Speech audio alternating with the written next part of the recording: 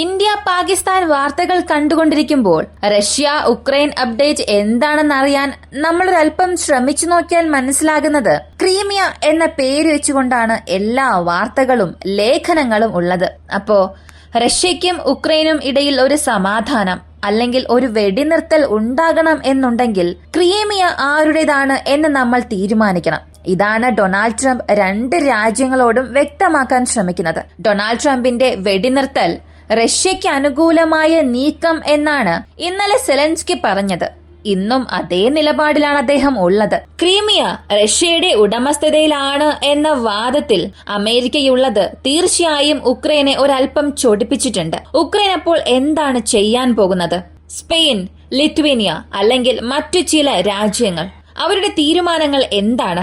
ഇവർ ഇസ്രായേലുമായുള്ള ചില കരാറുകൾ റദ്ദാക്കേണ്ടതിന്റെ ആവശ്യകത എന്താണ്? ഇന്ത്യ പാകിസ്ഥാൻ ബന്ധത്തിന്റെ ഇപ്പോഴുള്ള അവസ്ഥ എന്താണ്? റഷ്യ ഉക്രൈൻ യുദ്ധത്തെ ഇതെങ്ങനെയെല്ലാം ബാധിക്കും? US അല്ലെങ്കിൽ ഇന്റർനാഷണൽ ക്രിമിനൽ കോടതി പോലുള്ള നിരവധി അന്താരാഷ്ട്ര സംഘടനകളുണ്ട്. ഇന്ത്യ പാകിസ്ഥാൻ യുദ്ധം തടയാൻ ഈ സംഘടനകൾക്ക് എന്തെങ്കിലും അവസരമുണ്ടോ? ഇവയെല്ലാം ഈ വീഡിയോയിലൂടെ വിശദമായി അറിയാം.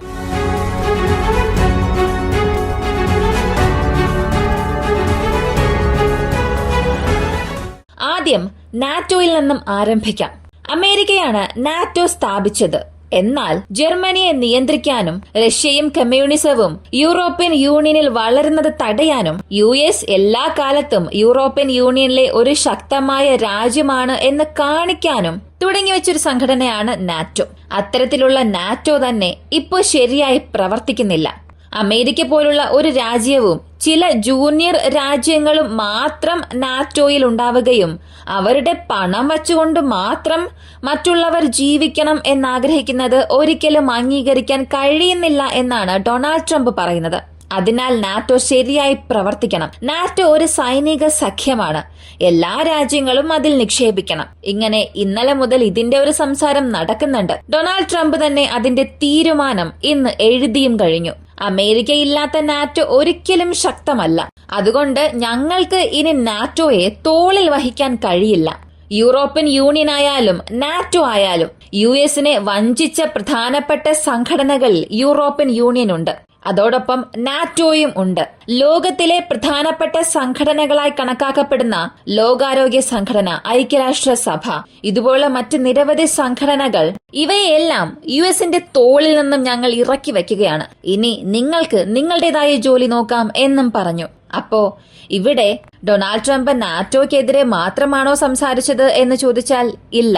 മുഴുവനായും ലോകാരോഗ്യ സംഘടന, അന്താരാഷ്ട്ര ക്രിമിനൽ കോടതി, ഇങ്ങനെ ലോകത്തിന് സമാധാനം കൊണ്ടുവരാൻ പോകുന്ന നിരവധി സംഘടനകളെ അദ്ദേഹം ഇവിടെ ചൂണ്ടിക്കാണിച്ചിട്ടുണ്ട്.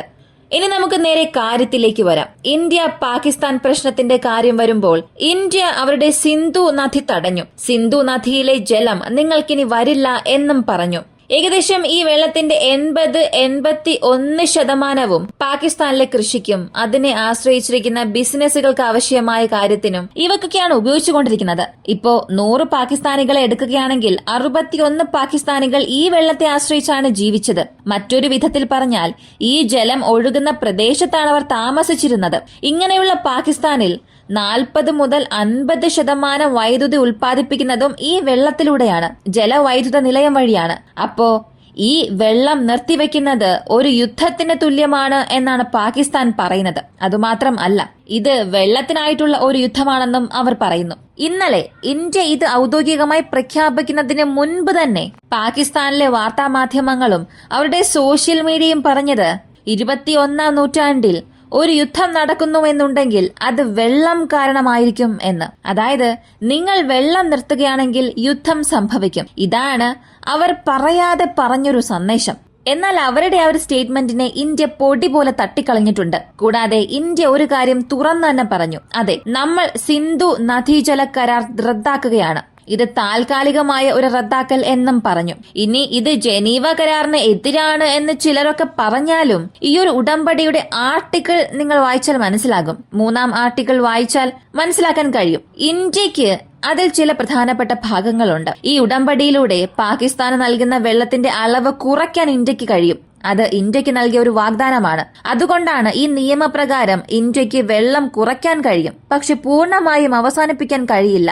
ഇതുവരെയും പൂർണ്ണമായും നിർത്തിയോ എന്ന് ചോദിച്ചാൽ നമ്മൾ കുറച്ചു വെള്ളം ഒഴുകിപ്പോകാൻ അനുവദിച്ചിട്ടുണ്ട്, ബാക്കിയുള്ള വെള്ളമെല്ലാം തടഞ്ഞു. അപ്പോ കരാർ ലംഘിച്ചിട്ടില്ല എന്ന് പറയാം. ഇനി ഇതിനുമപ്പുറം അവരുടെ അന്താരാഷ്ട്ര തലത്തിലുള്ള കമ്മിറ്റി വഴി, കോടതി വഴി, ഐക്യരാഷ്ട്ര സഭ വഴി ഇനി തീരുമാനങ്ങൾ എടുക്കാൻ കഴിയും. തീരുമാനങ്ങൾ വരുമെന്നൊക്കെ കരുതുകയാണെങ്കിൽ ഒരല്പം ചിന്തിക്കുക.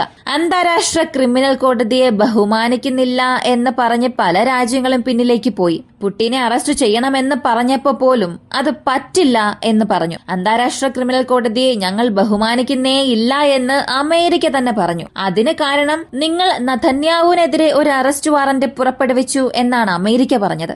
അപ്പോ ഇതെല്ലാം രൂപീകരിച്ച് അമേരിക്ക തന്നെ ഇതിനെയൊന്നും മാനിക്കുന്നില്ലെങ്കിൽ എങ്ങനെയാണ് ഇന്ത്യ പാകിസ്ഥാൻ പ്രശ്നം ഇവരെ കൊണ്ട് പരിഹരിക്കാൻ കഴിയുക? ഇതാണൊരു വലിയ ചോദ്യം. ഈ ചോദ്യങ്ങൾക്കെല്ലാം ഇടയിൽ നോർത്ത് കൊറിയ, ചൈന ഇവിടെയുള്ള വ്യക്തികൾ നേരിട്ട് റഷ്യയെ പിന്തുണച്ച് കളമിറങ്ങിയെന്നും അന്താരാഷ്ട്ര തലത്തിലേക്ക് ഇതിനെ ആർക്കും കൊണ്ടുപോകാൻ കഴിഞ്ഞില്ല എന്നുള്ളതും ശ്രദ്ധിക്കേണ്ട കാര്യമാണ്. ഇതെല്ലാം ഇപ്പോൾ സ്റ്റക്കായി നിൽക്കുന്നത് കൊണ്ട് റഷ്യ ഉക്രൈൻ യുദ്ധവും ഇന്ത്യ പാകിസ്ഥാൻ യുദ്ധവും ഇപ്പോ അവസാനിപ്പിക്കാനോ തുടരാനോ ആർക്കും ഒരു അവകാശവും ഇല്ല. അന്താരാഷ്ട്ര കമ്മിറ്റിക്കും യാതൊരു അവകാശവും ഇല്ല.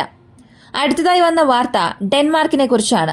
ഡെൻമാർക്കിനെ സംബന്ധിച്ചിടത്തോളം അവർ ഒരു പുതിയ റെജിമെന്റ് സൃഷ്ടിച്ചിട്ടുണ്ട്. ഡെൻമാർക്കിൽ ഒരു പുതിയ റെജിമെന്റ് സൃഷ്ടിക്കാനുള്ള കാരണം ഇപ്പോൾ എന്താണ്? ഒരു ദ്വീപിനെ സംരക്ഷിക്കാനാണ് ഞങ്ങൾ റെജിമെന്റ് സൃഷ്ടിച്ചത് എന്ന് അവർ തന്നെ പറഞ്ഞു. ഡെൻമാർക്ക് ഒരു ദ്വീപിനെ സംരക്ഷിക്കാൻ ഒരു റെജിമെന്റ് നിർമ്മിച്ചു. അപ്പോ നേരെ ഗ്രീൻലാൻഡ് ആയിരിക്കും പലർക്കും ഓർമ്മ വരിക. അപ്പോ ഇതൊക്കെ അമേരിക്കക്കെതിരെയാണോ എന്ന് ചോദിച്ചാൽ ഇല്ല. ഐലൻഡ് ഓഫ് ബോൺഹോമിനെ സംരക്ഷിക്കാനാണ് ഈ റെജിമെന്റ് നിർമ്മിച്ചതെന്ന് അവർ തന്നെ പറഞ്ഞു. ഡെൻമാർക്ക് ഇങ്ങനെ ഒരു റെജിമെന്റ് നിർമ്മിക്കുമ്പോൾ ലിത്വനെ സംബന്ധിച്ചിടത്തോളം അവർ ഒരു ഒഴിപ്പിക്കൽ പദ്ധതി തയ്യാറാക്കിയിട്ടുണ്ട്. ഈ ഒരു പദ്ധതിയുടെ ആവശ്യകത ഇപ്പോൾ എന്താണെന്ന് ചോദിച്ചാൽ റഷ്യ എപ്പോ വേണമെങ്കിലും ലിത്വനെ ആക്രമിക്കാം. അങ്ങനെ ആക്രമിക്കുമ്പോൾ ഞങ്ങൾ ഒരിക്കലും ഭയപ്പെടാൻ പാടില്ല. എവിടെ റഷ്യ ആക്രമിക്കുമോ ആ സ്ഥലത്ത് നിന്നും ഞങ്ങൾ എങ്ങനെ രക്ഷപ്പെടണം, എങ്ങനെ അവിടെ നിന്ന് ആളുകളെ ഒഴിപ്പിക്കണം എന്നുള്ളതിന്റെ ഒരു പദ്ധതിയാണ് ഇപ്പോ തയ്യാറാക്കിയിരിക്കുന്നത് എന്നും ലിത്വേനിയ പറഞ്ഞു. അപ്പോ ഒരു ഭയം തീർച്ചയായും ഉണ്ട്. റഷ്യയുടെ ആക്രമണം വരുമെന്ന് ലിത്വേനിയ പറയാൻ കാരണം ഇവരെല്ലാവരും ഉക്രൈന്റെ സപ്പോർട്ടേഴ്സാണ്. അപ്പോ ലാത്വിയ, ലിത്വേനിയ, എസ്റ്റോണിയ പോലുള്ള രാജ്യങ്ങൾ വളരെ ജാഗ്രത പാലിക്കുകയാണ്. കാരണം റഷ്യയുടെ അടുത്ത ലക്ഷ്യം ഈ ബാൾട്ടിക് രാജ്യങ്ങളായിരിക്കാം എന്നതാണ്. ഇത് ഉടനെയൊന്നും സംഭവിക്കില്ല. 2-3 വർഷം അല്ലെങ്കിൽ ഒരു 5 വർഷത്തിനുള്ളിൽ റഷ്യ തീർച്ചയായും അവരെ ആക്രമിച്ചേക്കാം. ഇതിനെല്ലാം മുൻകൂട്ടി കണ്ടുകൊണ്ട് അവർ അവരുടെ സൈനിക ശക്തി വർദ്ധിപ്പിക്കുകയാണ്, അവരുടെ സൈനിക ആവശ്യങ്ങൾ വർദ്ധിപ്പിക്കുകയാണ്. ഇതെല്ലാം ഒരു ഭാഗത്തുള്ളപ്പോൾ സ്പെയിൻ ചെയ്തത് ഇസ്രായേലിന്റെ പ്രതിരോധ കരാർ നിർത്തലാക്കുമെന്ന് ഒരു അറിയിപ്പ് കൊടുത്തു. ഇതിന് കാരണം എന്താണെന്ന് ചോദിച്ചാൽ മുൻ ഗവൺമെന്റാണ് ഇസ്രായേലുമായി ഇങ്ങനെ ഒരു കരാർ തയ്യാറാക്കിയത്. ഇപ്പോ ഞങ്ങൾക്ക് അതിന്റെ ആവശ്യകത ഇല്ല, അതുകൊണ്ട് ഞങ്ങളത് റദ്ദാക്കുന്നു എന്നൊക്കെ പറഞ്ഞാലും ഇസ്രായേലിനെതിരെ സ്പെയിൻ, അമേരിക്കയ്ക്കെതിരെയും സ്പെയിൻ, ഇങ്ങനെ രണ്ടും ഒന്ന് തന്നെയാണ്. 2 രാജ്യങ്ങളെയും, അമേരിക്കയെയും ഇസ്രായേലിനെയും ഒരേ സമയത്ത് സ്പെയിൻ എതിർക്കുന്നോ എന്ന ഒരു ചോദ്യം ഉയർന്നു വരുന്നുണ്ട്. റൊമാനിയയെ സംബന്ധിച്ച് അവരുടെ സൈനിക ശക്തി അവർ വർദ്ധിപ്പിച്ചുകൊണ്ടിരിക്കുകയാണ്. ഏകദേശം 35,000 സൈനികരെ വർദ്ധിപ്പിച്ചു എന്നും പറഞ്ഞു. റഷ്യയുടെ ആക്രമണത്തിനായി കാത്തിരിക്കുന്ന മറ്റൊരു രാജ്യം കൂടിയാണ് റൊമാനിയ. അപ്പോ മൊത്തത്തിൽ റഷ്യയുടെ സൈനിക തന്ത്രം ലോകമെമ്പാടുമുള്ള രാജ്യങ്ങൾ പഠിച്ചു വരുന്ന സമയത്ത് പല രാജ്യങ്ങളും അവരുടെ സൈനിക തന്ത്രം മാറ്റുകയാണ്. ചില രാജ്യങ്ങൾ പുതിയ റെജിമെന്റ് സൃഷ്ടിക്കുന്നു, ചില രാജ്യങ്ങൾ അവരുടെ പലായന പദ്ധതി തയ്യാറാക്കുന്നു, ചില രാജ്യങ്ങൾ അവരുടെ സൈനിക ശക്തി വർദ്ധിപ്പിക്കുന്നു. ഇങ്ങനെ പോയിക്കൊണ്ടിരിക്കുകയാണെങ്കിൽ ഇതിനൊന്നും ഒരു അവസാനമേ ഇല്ലേ എന്ന് ചോദിച്ചാൽ അവസാനമില്ല. പക്ഷേ ഇതിന്റെ അടുത്ത അപ്ഡേറ്റ് തീർച്ചയായും വോയിസ് ഓഫ് വിക്കിയിൽ വരും. അതിനായി നിങ്ങൾ ചെയ്യേണ്ടത് വോയിസ് ഓഫ് വിക്കി എന്ന നമ്മുടെ ഈ ചാനൽ സബ്സ്ക്രൈബ് ചെയ്യുക.